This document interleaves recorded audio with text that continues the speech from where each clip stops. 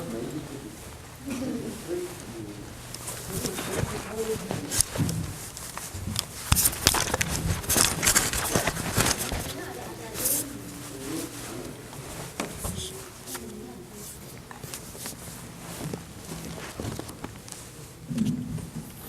pagi saudara.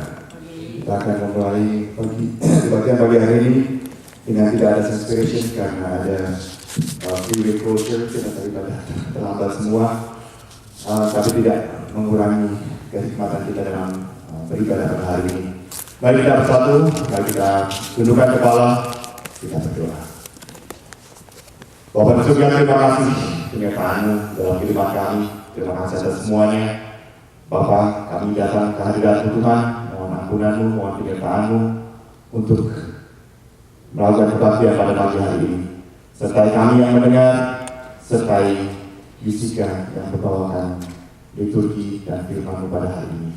Terima kasih Tuhan, dalam Yesus. Amin.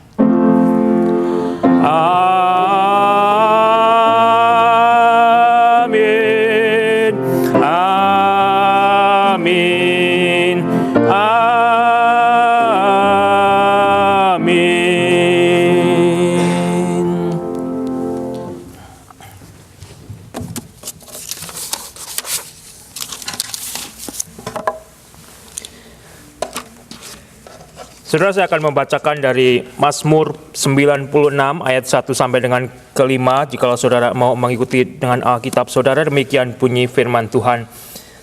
Nyanyikanlah nyanyian baru bagi Tuhan. Menyanyilah bagi Tuhan, hai segenap bumi. Menyanyilah bagi Tuhan, pujilah namanya. Kabarkanlah keselamatan yang daripadanya dari hari ke hari. Ceritakanlah kemuliaannya di antara bangsa-bangsa dan perbuatannya yang ajaib di antara segala suku bangsa. Sebab Tuhan maha besar dan terpuji sangat. Ia lebih dahsyat daripada segala Allah. Sebab segala Allah bangsa-bangsa adalah hampa, tetapi Tuhanlah yang menjadikan langit. Sehingga kita boleh menyambutnya, saudara, siapa yang berpegang padanya.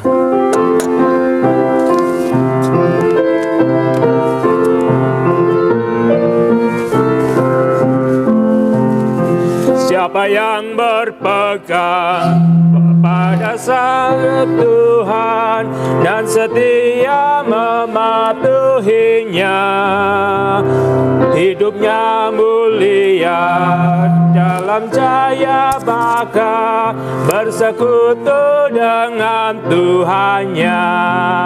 Percayalah dan pegang sabdanya, hidupmu dalam Yesus sungguh bahagia.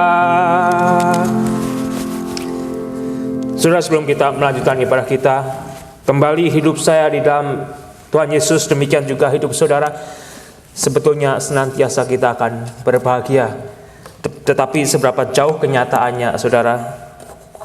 Adakah kemarin saudara tidak berbahagia? Marilah kita saat ini juga boleh berdoa. Bapa di surga, lagu mengingatkan kami, seharusnya kami hidup di dalam Tuhan Yesus berbahagia. Tetapi selama kami masih mendiami di dalam tubuh yang sudah dikuasai oleh dosa ini, Tuhan, seringkali kami tidak bisa secara penuh menikmati anugerah-Mu. Kami lebih menyerahkan kepada keinginan kami. Dan bila saat ini Bapa, apapun yang menjadi hal yang membuat kami hilang sukacita, baik dalam seminggu ini, bahkan di pagi hari ini, ampuni Tuhan Yesus, agar kami juga saat ini Tuhan berikan sukacita kembali. Bahkan saat ini juga tak kala kami meminta pengampunan-Mu, Tuhan akan ampuni, Tuhan akan berikan kekuatan yang lebih untuk kami boleh memasuki hari depan kami. Dalam Yesus kami mengucap syukur. Amin. Saudara, di pagi hari ini saya akan membacakan berita anugerah bagi saya dan bagi saudara. Berita anugerah dari Yohanes pasal yang ketiga ayat 16 sampai dengan 17, saudara, yang tidak akan pernah usang bagi saya.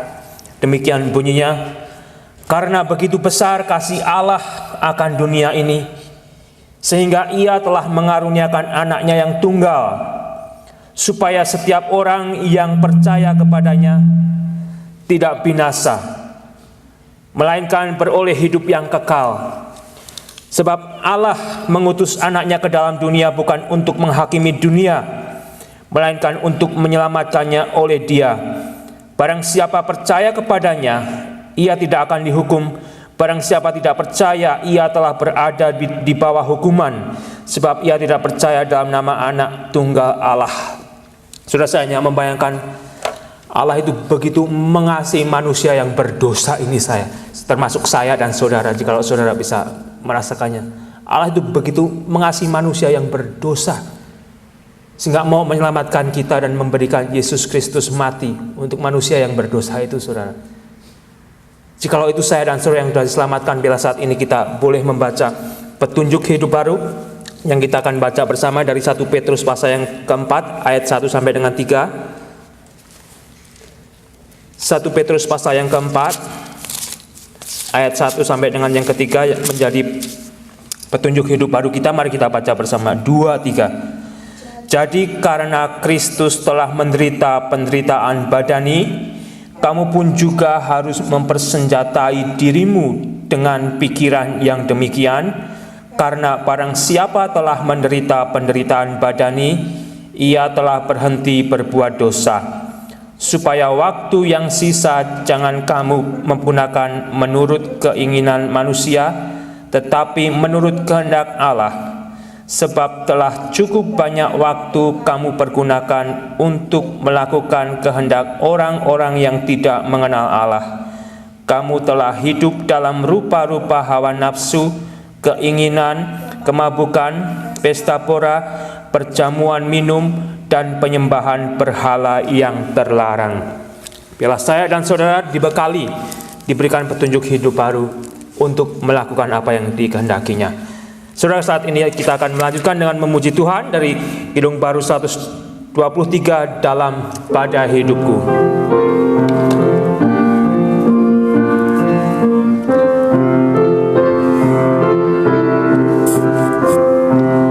Dalam pada hidupku, Yesusku pegang teguh. Walau imanku lemah, ku bersandar padanya. Yesuslah harapanku tiap saat hidupku. Apa jua menerpa, ku bersandar pada. Kedua, Roh Kudus bersinar terang, maka hatiku senang.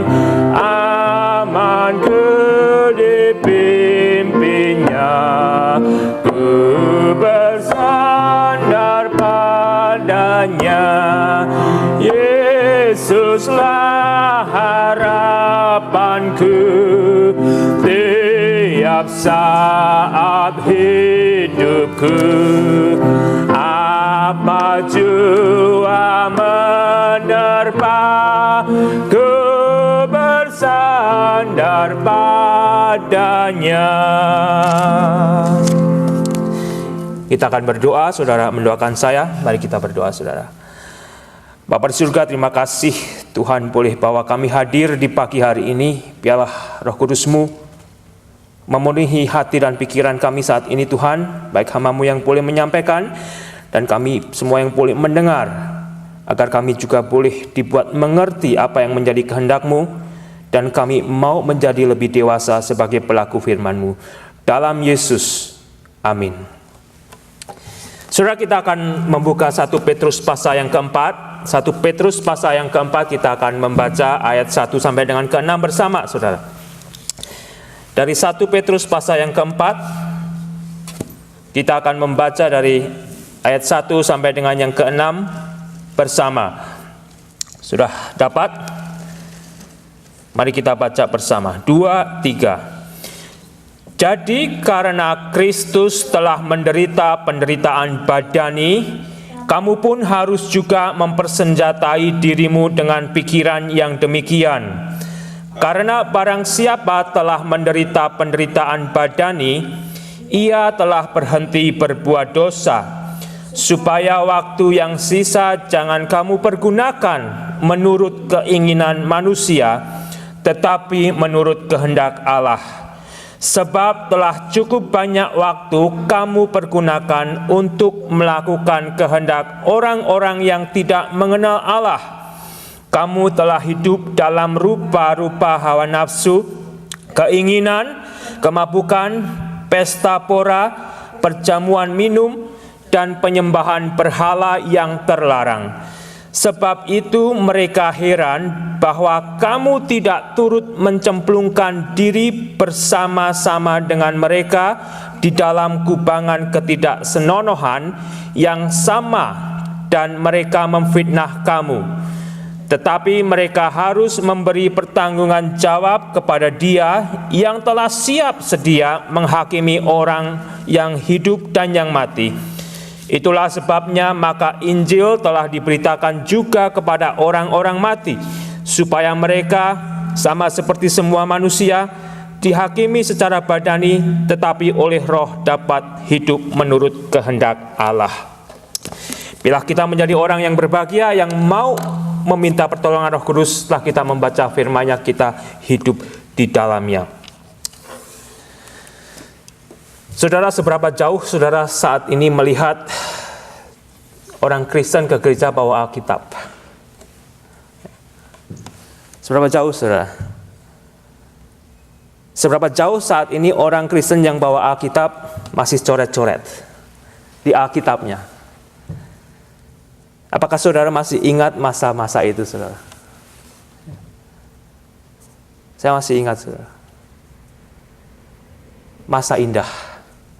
Masa indah. Masa ketika orang Kristen ke gereja bawa Alkitab, bawa pulpen, bawa pewarna, saudara, dicoret-coret.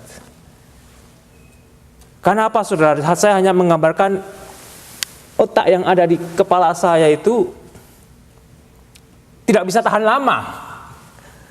Ya, tidak bisa tahan lama untuk mengingat. Dan otak yang ada di pikiran saya juga terbatas untuk mengingat apa yang baru bagi saya.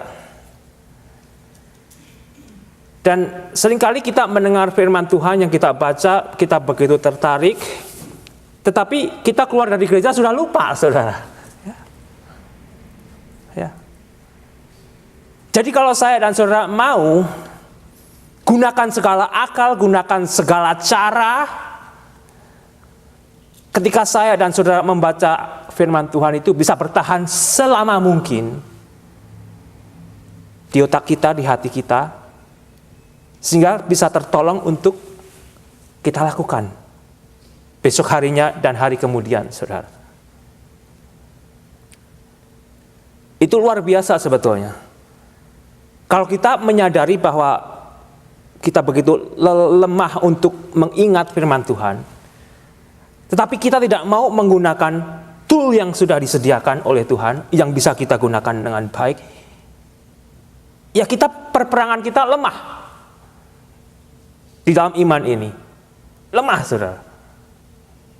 Tapi kembali saat ini saya dan saudara tadi sudah membaca bagaimana firman Tuhan berkata melalui Petrus, jadi karena Kristus telah menderita penderitaan badani, kamu pun harus juga mempersenjatai dirimu dengan pikiran yang demikian.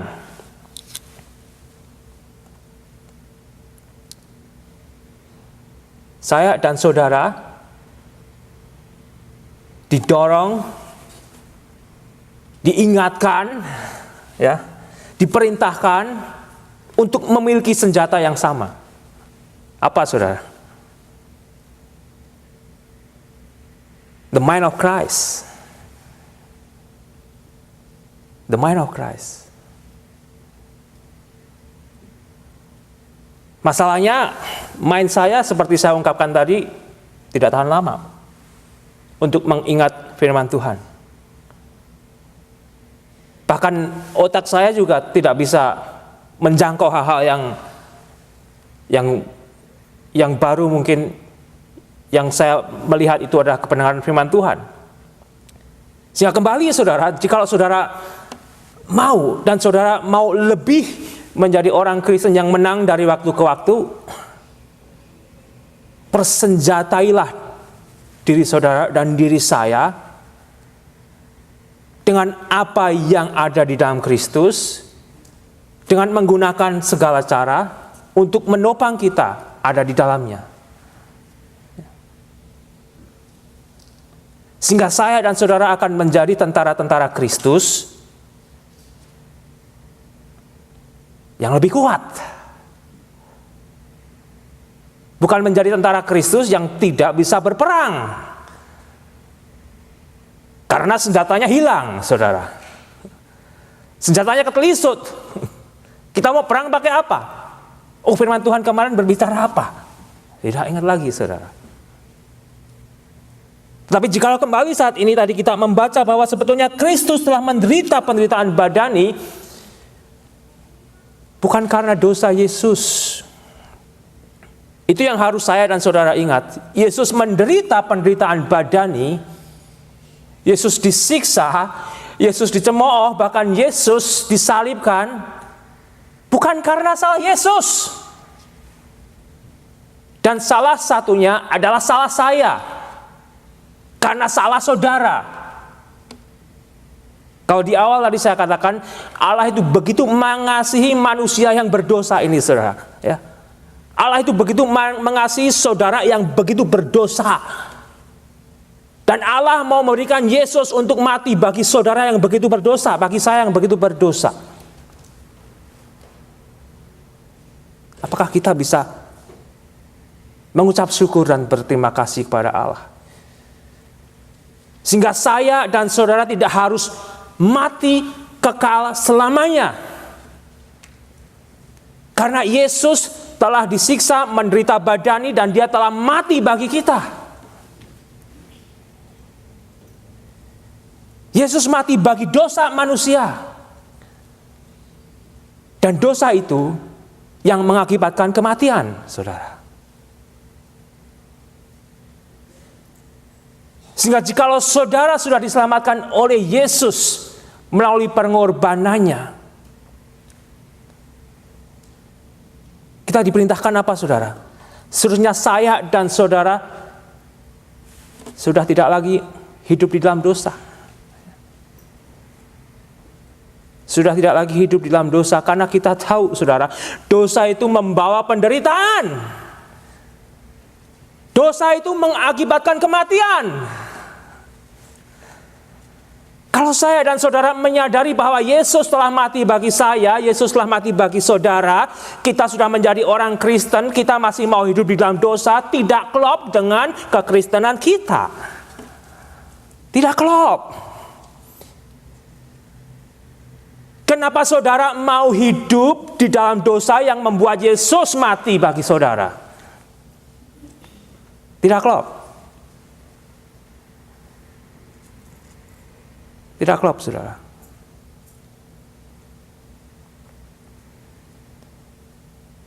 Bayangkan, saudara. Ya, Yesus itu sudah mati untuk dosa kita. Saudara sudah diselamatkan. Tetapi saudara masih mau memilih hidup di dalam dosa lagi. Nah, ya. Tidak ada kelanjutannya. Tidak ada akselerasinya yang maju ke depan, saudara.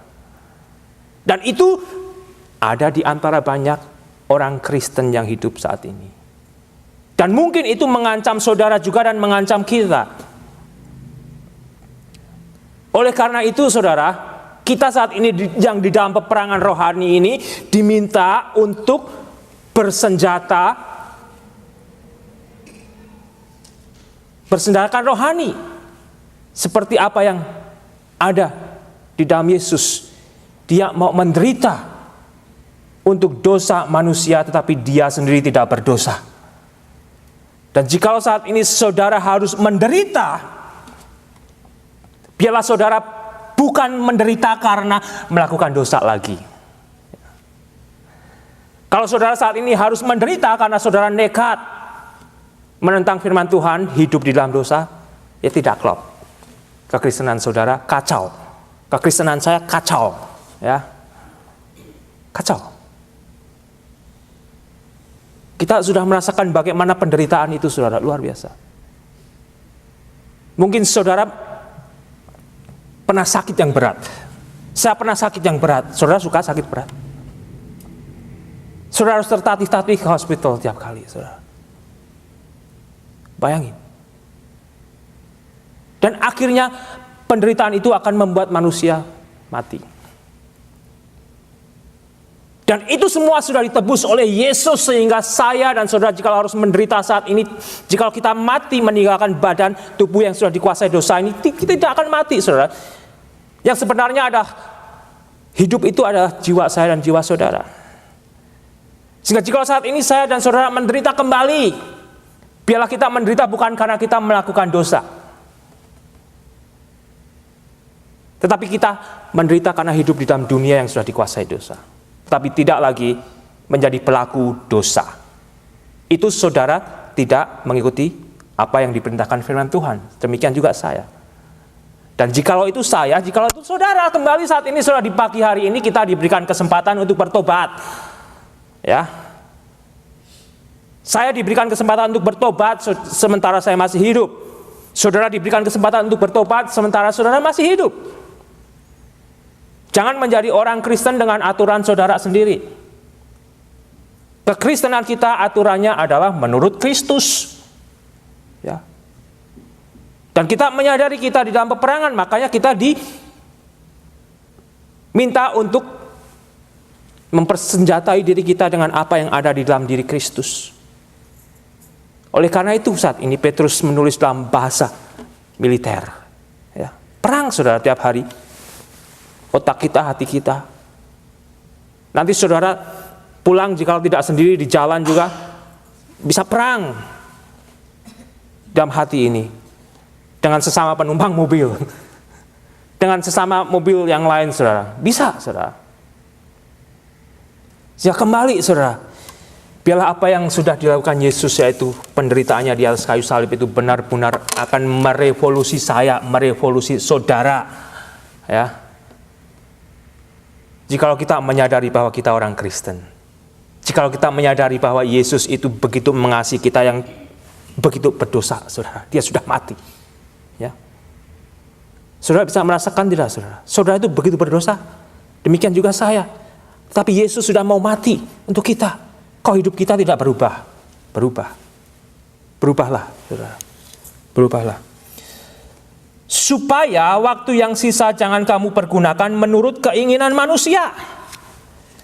Sehingga jikalau saya saat ini sudah hidup menjadi orang Kristen, demikian juga saudara sudah hidup menjadi orang Kristen, kita diingatkan apa, saudara? Supaya kita menghabiskan waktu yang ada menurut kemauan kita. Apakah firman Tuhan berkata demikian? Tidak. Tetapi itu mungkin yang banyak dilakukan oleh orang Kristen. Makanya kekristenan tenggelam. Ya. Kekristenan tenggelam. Kita tidak bisa menyalahkan orang lain. Saya hanya bisa mengencourage saya untuk memulai dari diri saya. Saudara harus mengencourage diri saudara, memulai dengan diri saudara. Agar kita bangkit di dalam Kristus, mulai dari diri kita. Kita tidak bisa mengeblame pemimpin-pemimpin Kristen yang rusak, kalau kita sendiri juga rusak. Ya. Kita harus mulai dari diri kita, saudara. Dan biarlah firman Tuhan yang begitu simpel. Saya tidak bisa memberikan sesuatu yang baru, saudara, kecuali menolong diri saya membaca dengan suara yang keras. Saudara juga bisa mendengarkan, agar dikatakan di situ kembali, saudara, supaya waktu yang sisa jangan saya dan saudara gunakan menurut keinginan saya dan saudara sendiri, tetapi menurut keinginan siapa, saudara? Keinginan Allah. Ya. Saya hanya bisa berdoa, saudara. Biarlah Roh Kudus sendiri yang berbicara kepada saudara dan saudara yang merespon kepada Roh Kudus. Ya. Roh Kudus yang tidak kelihatan itu begitu luar biasa, saudara. Yang kayak apa, saudara? Kalau saudara tanya, baca Alkitab, nanti saudara akan tahu apa yang dikehendaki Allah bagi anak-anaknya yang sudah diselamatkan. Yang jelas satu, kita akan dikuduskan, hidup di dalam kekudusan, dan dari situ saudara kita akan bisa melihat apa yang dilakukan Yesus itu yang harus kita contoh, yang harus saya dan saudara contoh. Ya. Kalau tidak, ya tidak, saudara. Seringkali kita miss. Kita membaca firman Tuhan yang begitu simple, begitu instruktif, begitu tidak tertarik, saudara. Begitu tidak tertarik. Karena kita tidak mau melakukan. Kita lebih suka mendengarkan khotbah yang saudara bisa bilang luar biasa ini. Pengkhotbah dunia, tetapi tidak merubah diri kita, saudara. Lebih tidak berguna. Lebih tidak berguna. Lebih tidak berguna. Tetapi apakah saat ini jikalau firman Tuhan yang begitu simple, sederhana, berbicara kepada saya, berbicara kepada saudara, jikalau Yusika kamu masih hidup saat ini, Pak Titus, Ibu Dewi, Ibu Aili, dan semua yang mendengar. Jikalau kamu masih hidup sampai saat ini sebagai orang Kristen, turuti kehendak Allah. Ya, turuti kehendak Allah. Jikalau saudara mau pulang, mau menentang firman Tuhan, ya Roh Kudus saya yakini sudah berbicara kepada saudara. Dan jikalau saat ini saudara bergumul, oh Tuhan saya bergumul sekali, bilang sama Tuhan, Tuhan saya begitu bergumul, saya mau mengikuti kehendak-Mu, saya begitu bergumul, tolong saya Tuhan. Ya. Saudara senantiasa bergumul, tetapi saudara senantiasa tidak mau minta tolong sama Tuhan, ya itu yang saudara harus lakukan. Itu yang saya harus lakukan. Dan kalau kita lanjutkan lagi, saudara. Sebab telah cukup banyak waktu yang kamu pergunakan untuk melakukan kehendak orang-orang yang tidak mengenal Allah. Kamu telah hidup dalam rupa-rupa hawa nafsu, keinginan, kemabukan, pesta pora, perjamuan minum, dan penyembahan berhala yang terlarang.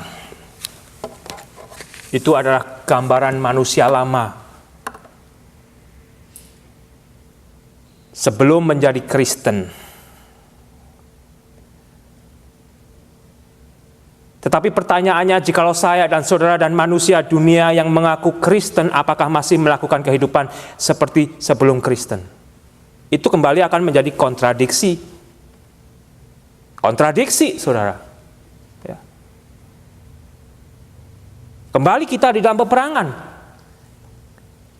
Dunia ini akan menyeret saya kepada hidup lama saya lagi. Dan dunia ini mau merangkul saudara, menyeret saudara ke dunia lama saudara lagi, saudara. Tetapi kembali kita diingatkan, senjata kita adalah senjata rohani. Karena peperangan kita adalah peperangan rohani, saudara. Ya. Adakah saya dan saudara yang sudah menjadi Kristen masih hidup di dalam rupa-rupa hawa nafsu? Ya. Seperti waktu saya dan saudara belum di dalam Kristus. Hidup di dalam, yang dalam bahasa Inggris lebih jelas lagi, sexual sin. Ya. Luar biasa, saudara, di sebuah seminari dulunya ada konseling. Sebelum murid itu masuk sekolah ada konseling kalau punya masalah tentang sexual sin. Karena sudah terlalu banyaknya yang mengaku 90 berapa persen punya masalah itu, saudara. Mereka tidak lagi melakukan konseling satu persatu karena sudah menjadi bagian massal. Murid yang mau masuk sekolah teologi. John Piper kalau tidak salah yang mengatakan itu. Dan ini saat ini juga ada sekitar orang Kristen. Kehidupan dosa seks itu bukan hanya melalui perbuatan secara nyata. Tuhan Yesus berkata, kamu mengingini wanita, kamu sudah berbuat dosa. Jikalau ini kembali dilakukan oleh manusia Kristen di seluruh dunia ini, saudara, kembali manusia Kristen di seluruh dunia ini perlu meminta kepada Tuhan Yesus agar diberikan kekuatan untuk melihat firman Tuhan dan hidup dipersenjatai seperti apa yang diperintahkan Kristus.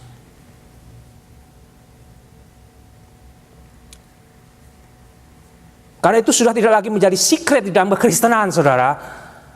Tidak menjadi secret lagi. It's so sad. Kalau saudara suami Kristen, terbukalah kepada istri Kristen Anda. Jika saudara istri Kristen, terbuka kepada suami Kristen Anda, sehingga kalian bisa saling mendoakan. Kalau kita punya anak-anak, kita doakan, saudara. Karena itu tidak menjadi secret dunia, yang masih menjadi secret keluarga kita masing-masing. Bagi dunia tidak lagi menjadi secret, saudara.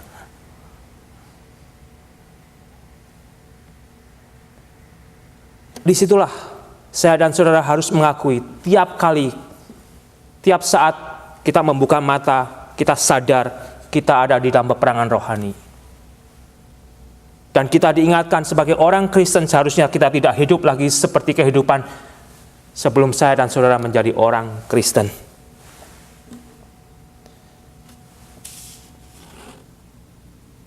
Keinginan, kemabukan, pesta pora, perjamuan, minum, saudara. Saudara bisa baca dengan simpel. Justru orang Kristen kalau ada pesta melakukan perjamuan minum. Ya. Sponsor, saya beliin bir. Ya, saudara. Justru orang Kristen yang menyponsori perjamuan minum, saudara, itu terjadi di dunia. Bukan hanya di kelompok orang Indonesia saja. Saya harus bertobat jikalau itu saya lakukan. Saudara harus bertobat jikalau itu saudara masih lakukan. Kalau kita mau menjadi pelaku firman Tuhan. It's so simple, so instructive. Unless we are so stubborn, tidak akan merubah hidup saya dan hidup saudara. Penyembahan berhala yang terlarang. Sebab itu mereka heran, saudara, bahwa kamu tidak turut menyemplungkan diri bersama-sama mereka di dalam kubangan ketidaksenonohan yang sama. Dan akhirnya mereka memfitnah kamu. Jikalau saudara dipersenjatai dengan senjata Kristus, saudara akan bisa bertahan. Saudara tidak akan mau mencemplungkan diri saudara sendiri di dalam kubangan. Pakai kata kubangan, saudara. Kubangan ketidaksenonohan. Saudara akhirnya akan difitnah. Akan difitnah. Itu yang seharusnya terjadi. Bukan akhirnya saudara mencemplungkan juga, tetap sebagai orang Kristen di dalam kubangan ketidaksenonohan. Itu kacau juga kekristenan saudara. Kekristenan saya, kekristenan orang Kristen. Ya. Kalau saya dan saudara yang sudah jadi Kristen ikut mencemplungkan kembali di dalam kubangan ketidaksenonohan, apakah itu banyak dilakukan oleh orang Kristen di seluruh dunia ini kembali, saudara? Jikalau saudara punya teman Kristen, keluarga Kristen, saling ingatkanlah. Tidak seharusnya demikian terjadi. Ya. Tidak seharusnya demikian terjadi jikalau kamu mengaku kamu sudah menyerahkan hidupmu kepada Kristus. Dan Kristus mau menolong kamu agar kamu keluar dari kubangan ketidaksenonohan itu. Biarlah mulut saudara, mulut saya dipakai di dalam anugerah Tuhan untuk menjangkau saudara teman kita, keluarga kita yang masih meskipun mengaku Kristen tetapi hidup di dalam kubangan ketidaksenonohan.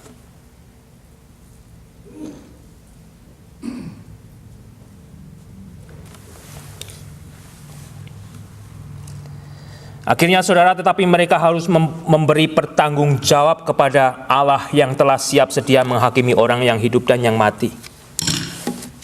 Kembali, siapa sih saudara yang bisa menyembunyikan diri dari Allah? saya bisa menyembunyikan diri apa yang saya lakukan di kubangan ketidaksenonohan itu kepada istri saya, kepada anak-anak saudara. Demikian juga saudara.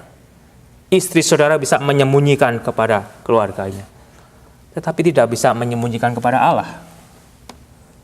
Itu yang harus kita sadari.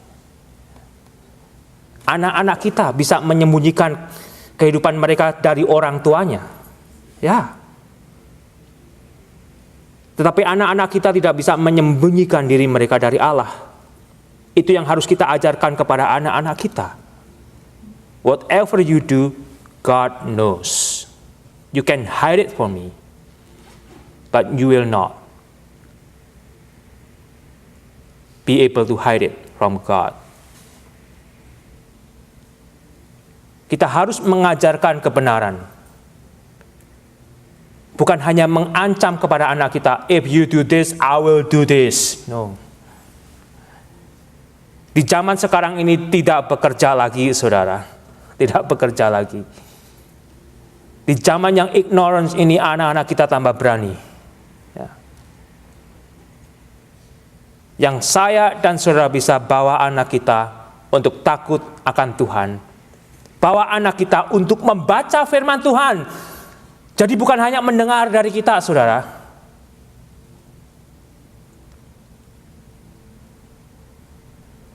Tetapi anak kita juga susah untuk mau membaca. Kepada anak saya sendiri, baca firman Tuhan ini, bacain aja deh, saya dengerin. Saya bilang, enggak. You must read so you will know exactly. If you just believe to what people say, orang bisa mengatakan yang tidak benar. Tetapi kalau kamu baca sendiri, kamu tahu apa yang kamu baca, kamu diberikan pengetahuan oleh Tuhan, antara kamu mau melakukan apa yang kamu tahu atau kamu akan menolak melakukan apa yang kamu sudah diberitahu oleh Tuhan.